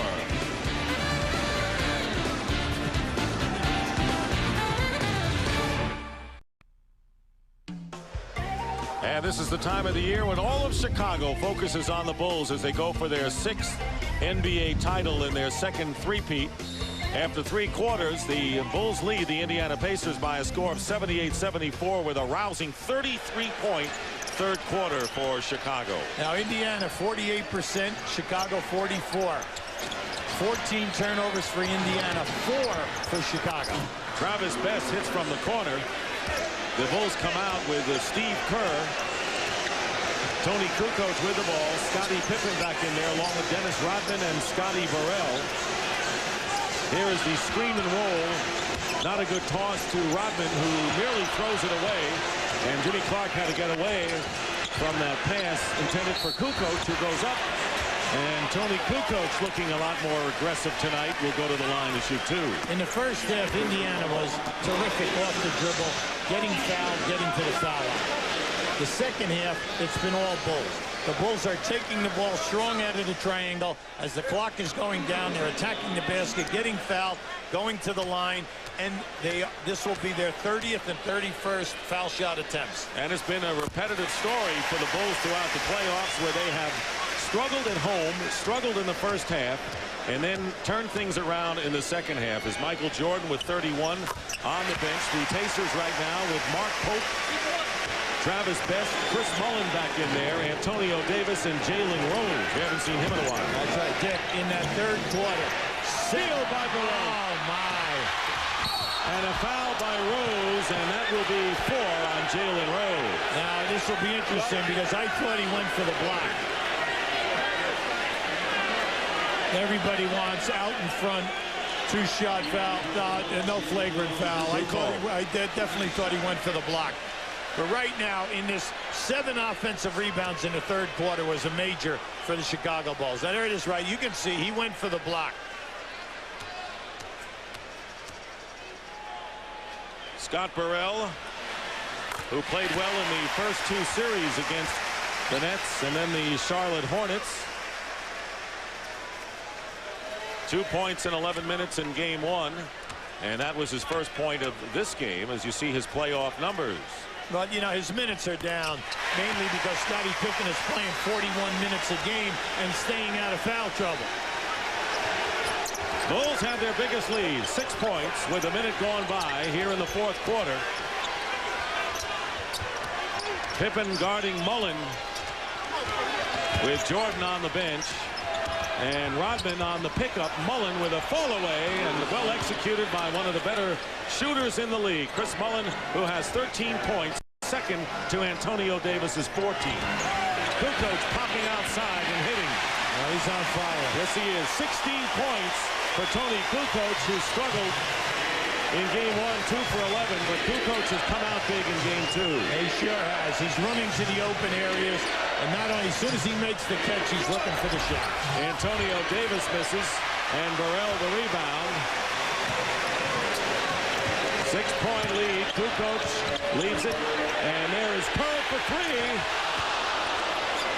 Burrell setting up Kerr for three, and Pippen and Antonio Davis nearly got into it. Well, Antonio Davis, he was hit right in the right eye on the initial rebound, and he was holding his eye, and that's when Pippen tried to go for the steal.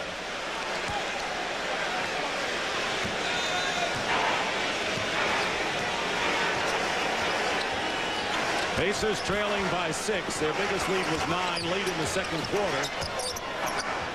Mark Pope seeing a lot more action tonight than he did in game number 1. Jalen Rose. That's a good matchup. An excellent defensive matchup. Burrell on Rose. He's got the quick feet. He has the size, and he can stay with Rose off the dribble. Rose can't get around him. No. Pippen picked up by Antonio Davis. Finds Kukoc. He's got the hot hand. Here's Kerr for three again, and this hits. Steve Kerr. They've been waiting. And the timeout called by Indiana. Somehow, some way, every year, Steve Kerr gets a big basket to put a dagger in someone's heart. This game has a long way to go, but we remember Utah last year in the finals. This was just intelligent basketball. Tony Kukoc could have forced the shot. Instead, he kicked it right back to the money man.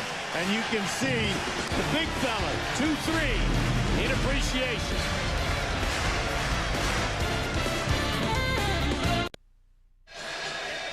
Now, right now, Kukoc has the ball in the corner. His man is running at him. Keep an eye on Travis Best, because as Kukoc dribbles, Travis Best rotates back to pick up a defender, opening up Steve Kerr. Now keep an eye on this now. Now watch Best. See, he rotates back to help out, and that was just an intelligent pass by Tony Kukoc.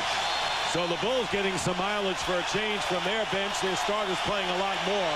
In the second half, the Bulls have a 9-8 edge. Michael Jordan back in the game, out 2.5 minutes this quarter. And the Bulls had a 9-4 edge while Jordan sat and get another turnover. Now that's their 16th turnover. And it's really hurt them. Kukoc driving in, and Rodman trying to finish the job. Can't. But the Bulls come out with the offensive board, and there is Pippen with it. Leading by 9, their biggest lead of the game. The Bulls increase their lead by 5 with Jordan on the bench. Kukoc missing across the lane, and here come the Pacers, and they've got to show some energy here. They've blocked some lately. Yeah, they need a field goal, and then they also have to take care of their defensive rebounding. Reggie Miller with a big basket as he went baseline to baseline and beat Tony Kukoc. Miller now with 12. Well, they need him, and they also got to get Smith. Smith sat out a long while, Dick, and, you know, they were playing good basketball when he was in there. Smith's playing with 4 personal fouls. But that is not that important now when you're trailing with 8 minutes to go. Jordan on the turnaround, missing from the baseline, and Indiana trying to narrow it again, down by 7. Mullen, Jackson, Antonio Davis, Miller, and Smith, and another turnover. And it looks like Indiana now with 17 turnovers. They're going to approach that 26 of game 1. Yeah, the quick hands of the Bulls, you know, in any kind of a trapping situation, is just stripping them and forcing the turnover. Now, let's see. Longley gets called for his 5th personal foul with a reach-in on the drive. So Longley with 5. And let's see whether Phil Jackson makes a move here. No, he doesn't have to. I mean, just stay with him. Let him go out there. If he should foul out of the game, you can come in with another big guy or just move Rodman in there. But then he'll be giving size to Smith. Smith with a fake on Whittington. Tell you, Kukoc gets over the bounce to the field by Michael Jordan.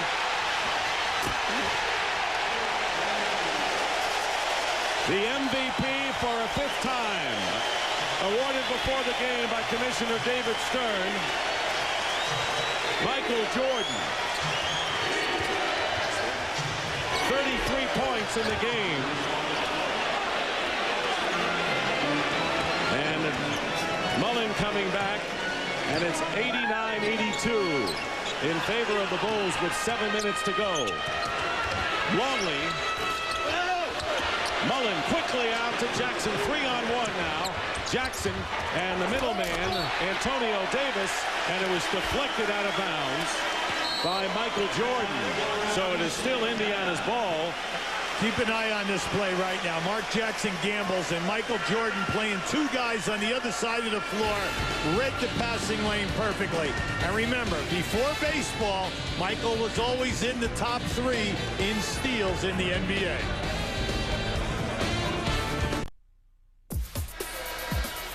And here is tonight's Dutch boy in the paint. Let's talk about the comparison of the high-scoring guards. And Michael Jordan, who's been on a tear tonight, 33 points to 12 for Reggie Miller. But look at the big story. 17 turnovers by Indiana, and as a result, a 19-point edge in points off of the turnovers. Yeah, fortunately with the turnovers, it isn't like they're bringing the ball up the court and grinding it out in half court. When Indiana turns it over, Chicago is out in transition, and they're either getting a score on a drive or they're getting fouled and making the foul shots. Michael Jordan, by the way, and we're going to have a two-shot foul, because a foul while the ball was not inbounded is an automatic two-shot foul, and Michael Jordan with the 4 steals is now the all-time career leader in playoff steals, as he has surpassed Magic Johnson. And notice who's number 3. He's playing tonight here too, Scottie Pippen. Bill Wennington with his 3rd personal foul, sending Reggie Miller to the line. Indiana is still within excellent striking distance, especially when you have Miller and Mullen out on the floor, who shoot such a high percentage in threes. Big thing for Indiana now is to cut down the turnovers and take care of their defensive rebounding. One shot attempt. Mullen has 15. Miller and Antonio Davis each with 14 points. Here's Ron Harper, no shot there. 10 on the shot clock. Jackson gambling for the steal against Jordan. Missed the turnaround, but Harper on the other side. And Smith fouled by Ron Harper. Harper committing his 4th personal foul. Longley is the only player on either team with 5, and he's on the bench right now. Jackson will inbound. Jackson, Mullen, Smith, Antonio Davis, and Reggie Miller for Indiana. Nice deflection by Pippen. And Pippen arguing that it was last touched by Jackson, but it'll still be Pacers ball with 16 on the shot clock. Pippen and Jordan are so quick to the loose balls. And also, Pippen, even though you get ahead of him, you always got to be careful, because he's looking for the deflection from the rear on your dribble.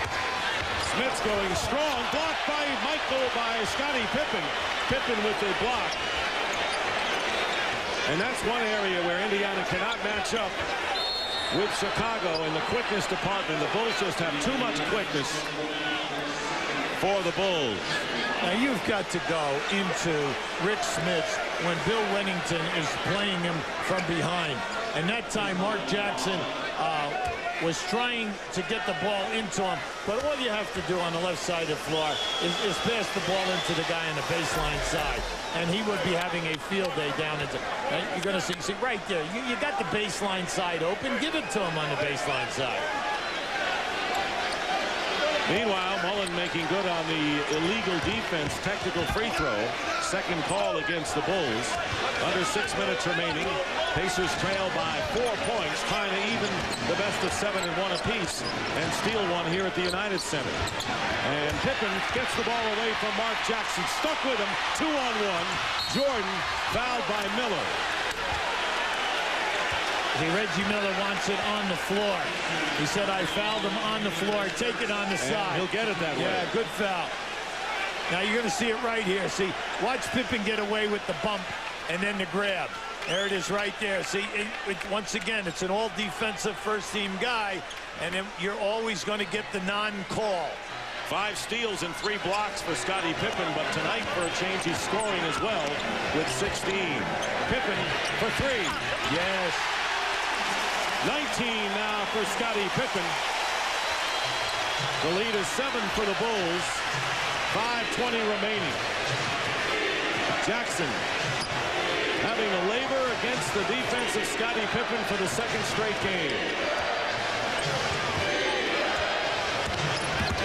Mullen against George gets it into Rick Smits, and they found the big guy inside. 13 for Rick Smits. Well, Chris Mullen is playing in slow motion here tonight, and everything is coming up good. Anytime he dribbles down inside, he scores or he gets fouled. Bill Wennington popping outside, 6 points off the bench for Bill Wennington. What a contribution. Yes. Yes, indeed. He's had a terrific game. Wennington, Mullen, and Jackson playing together on the St. John's Redmen in their college days. And now Rick Smits has hit 2 in a row. 15 points for Smits, and the Pacers are going to need him down the stretch. Anytime Indiana runs a screen and roll, the roll guy is wide open. He was wide open in game 1, and he's open tonight. Unfortunately, they've stayed away from him, and they have not run it that much. But he has scored the last 2 times down for the Pacers. Michael Jordan driving against Mark Jackson, and the foul with 4 minutes and 12 seconds remaining in the fourth. Jackson, his first foul. Now Mullen just lays off a very nice pass here to Rick Smits in the center of your screen. Wennington stepped over to help him. Smits right to the front of the rim, made himself available. Now you know Rick Smits, that was a screen and spot up. And when he spotted up, the Chicago Bulls were late in their rotation. He got a close one down the stretch. The Bulls leading 94-89.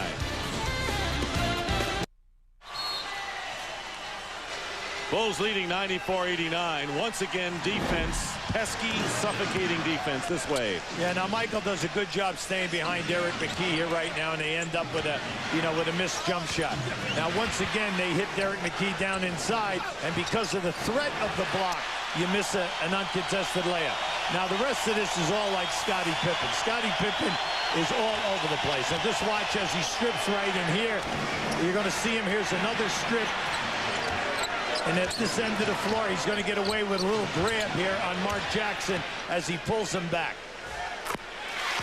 Jordan on the free throw makes good on the first. Scottie Pippen and Michael Jordan have 9 steals between them tonight. 18 in the 2 games, and so now you know why they're ranked at the top defensively in the NBA. Jordan making the free throws, 15 of 18 from the line, so he's getting to that 20 mark with 4:09 remaining. 35 points for Michael Jordan. He had 31 in game 1. Miller using a screen from Smits. Off the mark, and Jordan the rebound. Ron Harper right there, Dick. He was right there on Reggie on the initial screen when he came on the curl. Bulls looking to match their biggest lead of 9 points. 3:45 to go. Pippen leaves it for Rodman. Falls off the rim. Mark Jackson. Guarded by Harper again. Smith setting the screen, and no one picked up Jackson. Oh, he missed the layup. He had an easy opportunity. Yeah, that was tough. That's his favorite floater that he shoots up there, and it just hit a little too hard. Pacers needed that one. Here's Pippen, picked up by Mullen, going strong to the basket, and a foul before the shot, and again they have to separate Rodman, and that is the 15th foul against the Pacers, and the Bulls will be shooting. Bulls still have 1 foul to give, meanwhile. Now just keep an eye on this as Pippen makes his move. Here was the bump. Yeah, and sure Mullen got the block, but the bump was early. You have Antonio Davis and Pippen in a little bit of a chicken fight. Chris Mullen now with 5 personal fouls. Mullen with 16 points is the leading scorer. 4 players in double figures for Indiana. And Pippen misses both free throws, and Chris Mullen beats Wennington, his former college teammate, to the ball. Got to make it happen here. Winding down to 3 minutes remaining. 7-point lead in favor of the Bulls. Jackson leaves it for Smits, and Rick Smits makes no mistake, and the lead is down to 5. And a timeout for the moment. Luke Longley is going to come back into the game with his 5 personal fouls at the next break. Yeah, they couldn't bring him in the game, mainly because he was not at the scorer's table. 2:45 now on the clock. Harper in the corner. Indiana trying for the upset and send the series back to Market Square Arena, all even at 1 apiece. Michael Jordan with a big turnaround. 37 points for Michael Jordan. And it's a 98-91 lead as the Bulls keep the Pacers at arm's length with less than 2.5 to go in the fourth. Mullen comes back with 2. And the sharpshooters are out in force tonight. 18 for Chris Mullen. It's nice to see the people who can stick it. Yes. And shoot the big. Oh, what a gamble by Mark Jackson. And he leaves it for Miller. Miller for 2. That's a 2-point basket for Reggie Miller. But the lead is now 3. And Mark Jackson made it happen. Oh, that was just an incredible gamble by Mark Jackson. And then Reggie Miller could not stop. That's why he stepped over the line on that shot. Under 2 minutes remaining here in the fourth quarter. Jordan. And it goes for him. The Pacers are claiming there was offensive interference above the cylinder, but Michael Jordan has 39 points. And it is a 100-95 Chicago lead. And a foul called against Scottie Pippen. That'll be 4 on Pippen. Yeah, they'll take it on the side. Now look at this gamble by Mark Jackson. He just rips it right away from Harper. Now as he kicks back, Reggie Miller's momentum just could not keep him behind that 3. That was the 4th team foul. The Bulls and the Pacers, neither team with a foul to give with 1:35 remaining. They have Longley in there now. Bigger body on Smits. Miller double team. Smits to Jackson. Rodman picking up Jackson on the switch. 9 on the shot clock. Smits finds an opening. Loose ball. Longley has it. Big rebound for the Bulls. Big rebound. And Rick Smits just had a bad angle on that shot. He got by Pippen, but he was going to his left. Both teams have 3 timeouts and a 20. Michael Jordan with a fall away. Oh, what a shot by Michael Jordan. And that may be the exclamation point for the Chicago Bulls. They're up by 7, under a minute to go. MVP, and the crowd chanting that now. Watch how he loses his balance. He's going to lose his balance right here. His feet go out from under him right there. And he's able to recover, elevate, and put it down. 41 points for Michael Jordan, and that is his playoff high for this season. Bulls leading by 7 with just under a minute to go in the fourth. Be sure to stay tuned for Inside the NBA following the game. Vince Cellini, Cheryl Miller, and special guest B.J. Armstrong recap tonight's playoff action, plus an introspective look at the Bulls head coach Phil Jackson through the eyes of basketball journalist and friend Charlie Rosen, and look back at the best moments of the 98 playoffs. Michael Jordan has scored the last 8 Chicago points, 24 of his 41. Here in the half, and this is a playoff high for him. 41 points tonight for this season. Mullen inbounding to Jackson, and the Pacers are going to need some offense in a hurry. Jackson tried to get it to Smits, tipped away, and the Bulls have it in a foul against Indiana, and time really running out for Indiana now. Dick, that was a great defensive play by Luke Longley, because he was coming in to help out on Mark Jackson, and then when the ball was floated, he was able to recover and get the block of that pass. One of the things you said the Pacers had to do, cut down on turnovers. 26 in game 1. That was their 20th tonight. And you look at it, Dick, and we keep bringing it up time and time again, the amount of points that Chicago has scored over, and it's into the 20s now, all because of the turnovers. And then the lack of taking care of their defensive rebounding in the second half. 104-95, matching their biggest lead of the game, 9 points. As you see the turnover story, and the Bulls pressing the Pacers all over the floor. And Jackson fires away, misses a 3. Michael Jordan tears the ball away from every blue shirt. What an effort that was. You know, they're good. They're good at running down the clock. Rodman fires it up and misses. Just as I said that. He takes a 3. Well, that was Dennis. And Jackson throws behind the Mullen, makes sure he's behind the arc, misses a three. Time running out.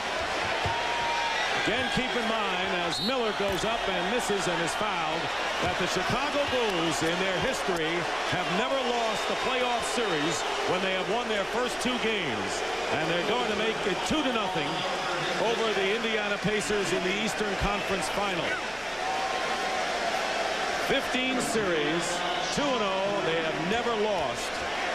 And the Pacers now faced with having to win 4 out of 5, a daunting task against a team that seems to rise to the occasion from series to series, Hubie. Yeah, they find all different ways to get it done. And the story in this series now has been their defense and their transition game with the execution. Then a little exclamation mark, their offensive rebounding as always. Bulls scoring 53 points on turnovers in the first 2 games, and that says it all. Time is going to run out, and the Chicago Bulls have defeated the Indiana Pacers with a big second half. Michael Jordan with 41 points. Scott and the defense again front and center for the Chicago Bulls. The final score here at the United Center, the Bulls 104, the Pacers 98. And we'll go to Market Square Arena with the Bulls up 2-0. Let's check in with Craig Sager. Well, Michael, you go 7 minutes and 20 seconds without scoring your first point, then you throw up 41. What was the difference in the buzzer beaters at the end of the first, second, and third quarter? Well, I found my rhythm pretty easily in the course of the game, and you know, no one really could get their rhythm going early, so I was more aggressive. I got a chance to go to the free throw line quite a bit, taking the ball to the hole, forcing them to foul early. You know, we pretty much controlled it defensively. Offensively, we were a little out of sync, but, you know, down the stretch, we were able to hold them off. Controlling them defensively. Their whole game plan was to take care of the basketball. They couldn't do it again tonight. Well, we're trying to keep some defensive pressure on Mark Jackson. We know he's the key to this team, and Scotty's doing a heck of a job. When Scotty's out of the game, everybody else is focusing on the point guard and trying to keep pressure on him. Anytime he turns his back, we're trying to keep pressure on him and jumping into passing lanes. And, you know, that's what defensive team has to do. I know it was an emotional night for you, wiping tears off at the beginning of the game after receiving the MVP. We know why people voted for you, but why do you think you won the MVP? I really don't know. It hadn't really been clearly defined in terms of what makes MVP, but I think, you know, I've tried to be consistent every time I step on the basketball court. And, you know, with Scottie Pippen being out early, you know, I may have taken a lot of the credit, you know, with the leadership on the team, but, you know, other players stepped up. Dennis really kept himself focused and kept himself in the game. So, I mean, a lot of that credit goes to the teammates, but, you know, sometimes I get most of the credit. You have a motto, we will defend what is ours. This is our final game of the year with the Bulls. Will you be back next year to defend that title? Let's hope so. Yeah, you have to wait and see what happens in the summer. All right, thanks a lot. Let's go back to Dick and Hubie. You know, I wonder, Hubie, why he gets most of the credit. Don't you wonder sometime? The MVP for the 5th time this year, 41 points. Scottie Pippen had 21 points, a great all-round game, 6 rebounds, 5 assists, 5 steals, and 3 blocks. And we'll be back with a final word from the United Center in Chicago in just a moment as the Bulls go 2-up on the Pacers.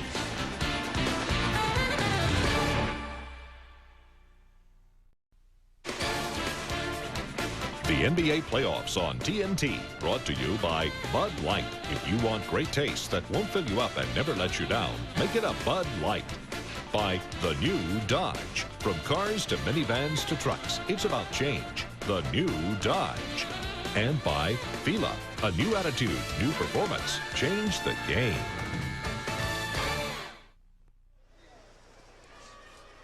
And welcome back to the United Center, where the Bulls defeated the Indiana Pacers to go 2-up. Final score 104-98. And Hubie, what do you think were the key points tonight? Well, Dick, once again, they only shoot 44%, but they get 10 extra shots because of the forced turnovers. They get to the line 39 times, make 30. And then when they needed the defense to step up to get them in transition, they made it happen. You got to give a lot of credit to Scottie Pippen with so many deflections. How many times have we seen the Bulls, especially at home, struggle in the first quarter, first half? All of a sudden, the third quarter, they turn it on both ends, especially defensively. Well, I think you have to say the team is getting older, so they cannot sustain the great defense over the 48 minutes. So they just pick their spots, and then when it happens, it regenerates every single guy on the floor. Nice to be able to pick your spots. on your way to a 6th championship. There you see the points off turnovers. Awesome. 26-4 in favor of the Bulls. The shooting percentage, and Jordan and Pippen 62 points. For the Indiana Pacers, Reggie Miller led with 19, although he was only 4 of 13 from the field, and Chris Mullin had 18 points. Don't forget, later on Inside the NBA, Craig Sager will have all the important interviews right here. So for all the gang, and we've had a lot of them here tonight, along with Hubie Brown and Craig Sager, Dick Stockton saying so long from the United Center, where the Bulls prevail once more. So long, everybody.